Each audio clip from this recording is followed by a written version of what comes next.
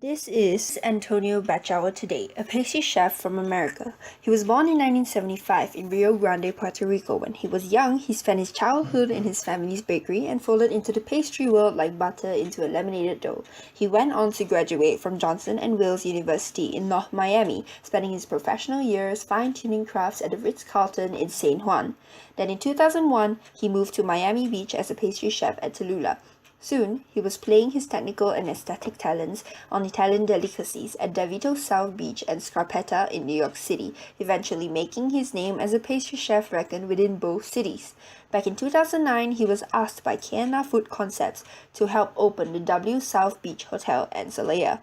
2 years later, the Dessert Professional magazine selected Bachawa as one of their top 10 pastry chefs. In 2011, he was named by one of the best pastry chefs in America, and he won the 2012 Zest Award for Baking and Pastry Innovator after he had been nominated for the 2011 award. Zagat, a rating app and book, described him as a confectioner master. He had served as a judge in the 2013 US Pastry Competition and the Chicago Restaurant Pastry Competition, and also a guest chef at the 2013 Friends of James Beard dinner that was held by James Beard Foundation. In 2013, he had published his first book, and by the next year, he published Bachawa Simply Beautiful.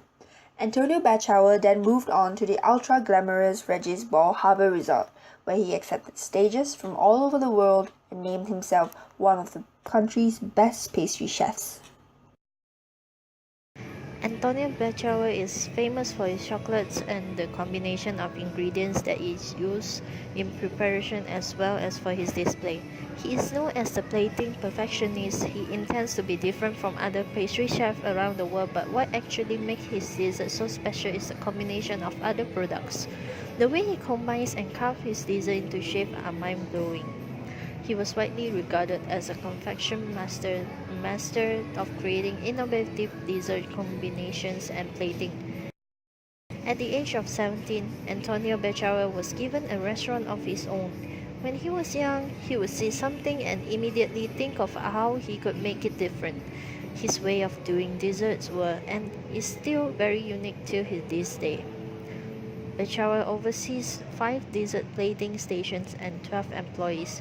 He shares an office with 3 of the hotel leading chefs and runs a spacious test kitchen where cooks assemble intricate wedding cakes. Most importantly, he has that chocolate room. Antonio Bachawa is also known for molecular gastronomy. He does everything himself from scratch. His desserts are never alike. He favors vibrant hues and tropical fruits, and his desserts are seemingly untouchable. What Antonio Bachawa wants is to never become average. He always wants that wow factor. Therefore, this is what makes him different from other chefs around the world. Antonio's cooking methods are unique as he likes to incorporate uncommon ingredients. Bachawa's tart's main ingredients are out of the ordinary. It could be a simple chocolate tart but layered with ingredients you never knew blended well together, or it could be a whole different concept with something like edible flowers. He doesn't confine himself to limited ingredients or ideas.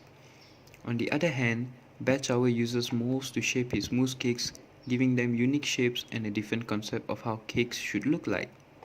Another interesting pastry of Bachawa's that I should mention are his croissants, as it isn't limited to only one type.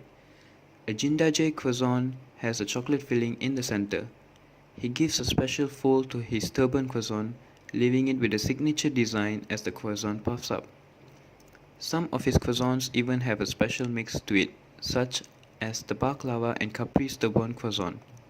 The baklava croissant uses Antonio's croissant doughs instead of his commonly used phyllo dough.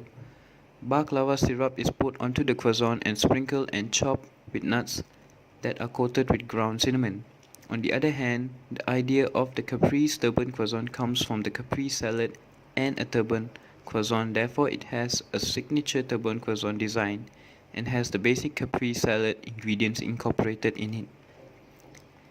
He is also famous for his bicolored croissants. Another one of his desserts is the yogurt cheesecake. He adds in compressed Malibu pineapples by combining pineapple with vanilla beans and Malibu rum into a vacuum sealed bag and let it sit in the refrigerator to marinate, giving it the most powerful flavors. The last dessert that I should mention is the petit gâteau, which is already a unique pastry by itself, but Bachao takes it up a notch by adding little details as to his cakes. This makes it more visually appealing. Sometimes Bachao makes his cheesecakes into a petit gâteau too. Now onto flour. It is a finely ground powder prepared from grain or other starchy plant foods and is used in baking. The vast majority of flour is made from wheat. Flour has been made since prehistoric times. The earliest methods used for producing flour all involve grinding grain between stones. These methods included the mortar and pestle, the saddle stone, and the quern. These devices were all operated by hand. The millstone, a later development, consisted of one vertical, disc-shaped stone rolling on grain, sitting on a horizontal, disc-shaped stone. Modern versions of middlings, purifiers, and roller mills are still used to make flour today. The high percentage of protein in hard wheat means the dough will have more gluten, allowing it to rise more than soft wheat flour. All-purpose flour is made from a blend of soft and hard wheat. Durum wheat is a special variety of hard wheat which is used to make a kind of flour called semolina. Flour usually contains a small amount of additives. It is used to make baked goods without the need to add yeast or baking powder. Most states require flour to contain added vitamins and minerals to replace those lost during milling. To get to our flour, wheat needs to go through manufacturing. It starts off with grading the wheat, making sure the protein content for the wheats kept together are of the same amount. Then the purification of wheat starts. The wheat goes through peeling, washing, crushing and separating, filtering, descending, refining, dehydrating, drying, sieving, and then finally on to packaging. Now, let's move on to the 3 examples out of the many pastries that we can use flour to make. First of all is brioche. Brioche is a pastry of French origin similar to bread, but has higher butter and egg content, making it rich and tender. The main ingredients of brioche are flour, egg, butter, milk, and water.